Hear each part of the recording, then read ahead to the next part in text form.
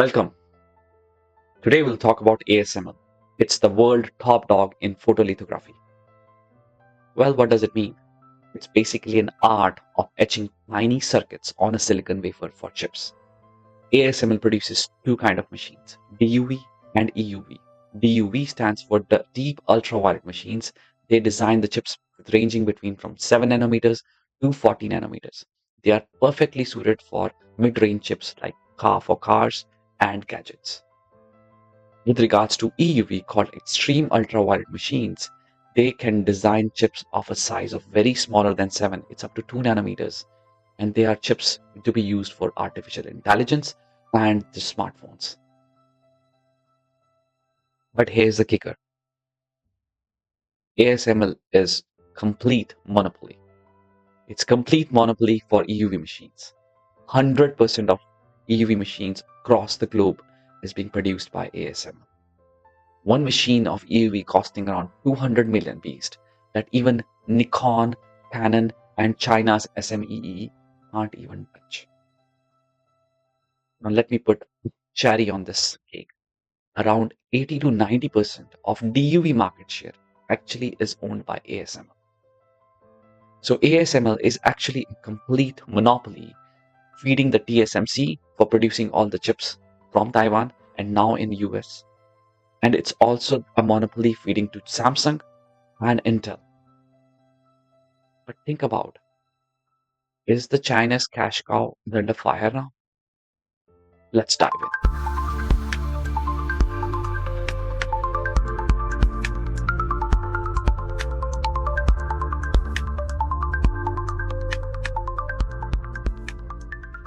China has been ASML's golden ticket. Yes, I'm talking about ASML's golden ticket. Why? Think about it, why? And the reason is that Chinese customers are actually stockpiling the DUV machines well in advance before the exports comes into picture. They can't even order EUV machines because US has already slapped the ban years ago. Now let me reflect these hoarding in the numbers which is coming in the earnings. If I talk about 2023 numbers, ASML's total revenue of 27.6 billion, around 8 billion euros came from China. That is roughly around 29%. Fast forward to 2024, if you see the numbers, that number has jumped from 29% to 49%. The question now comes is the party ending? It appears to be, because on February 25th, 2025, Bloomberg has reported Trump wants tighter curbs. Think NVDA chip bans and stopping ASML from serving DUV machines in China. Dutch rules already axed high-end DUV exports in 2024, and maintenance limits are looming. Even the ASML CFO, Roger, has actually predicted that China's share would be dropping around 20% in 2025. That means somewhere around 6 to 7 billion euros. If I talk about in quarter-on-quarter numbers, that is around 40% fall.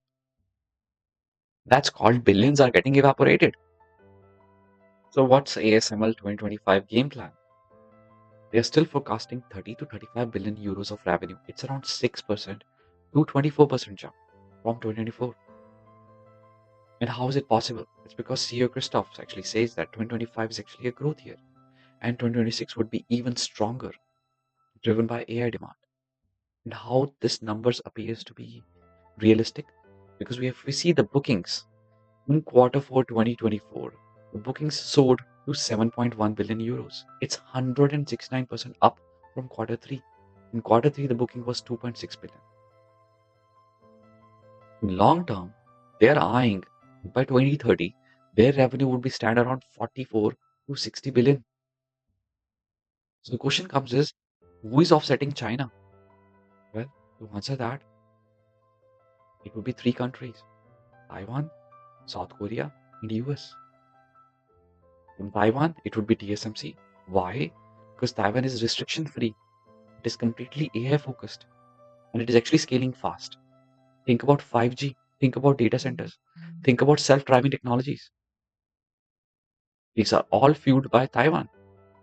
There's already TSMC building fabs, massive fabs for 3 nanometers and 2 nanometers chips. From South Korea, it's Samsung.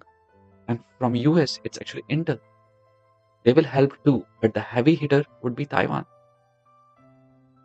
And why I'm saying Taiwan again and TSMC in it? Because TSMC is already investing 12 billion in semiconductor fab in Arizona.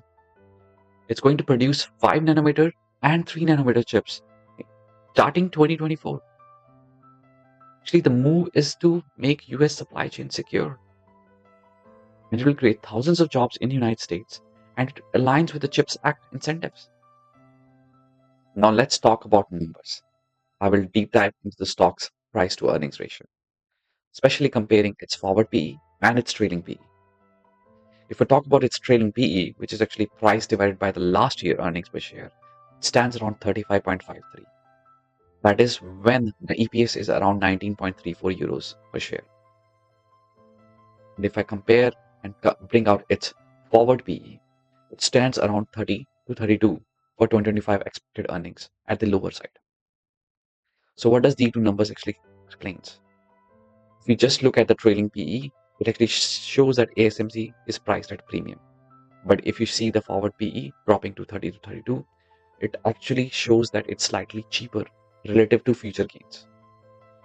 Despite the China's hit, even the quarter four revenue for 9.6 billion euro, which is around 27% year over year, even if you add up the 36 billion euro backlog, which shows the resilience in this business, even the market cap of 264 billion. Yes, these two numbers actually shows that it's slightly cheaper relative to the future gains. Let's start with the bigger picture here and connects the dot like China's DUV spree, the short-term win, around 49% sales growth in 2024. But on the contrary, US and Dutch actually choking it in. On the contrary, Taiwan TSMC is actually stepping up, fueled by AI and restriction-free growth. It's actually keeping ASML engine running. The stock's high PE reflects faith in the EUV dominance.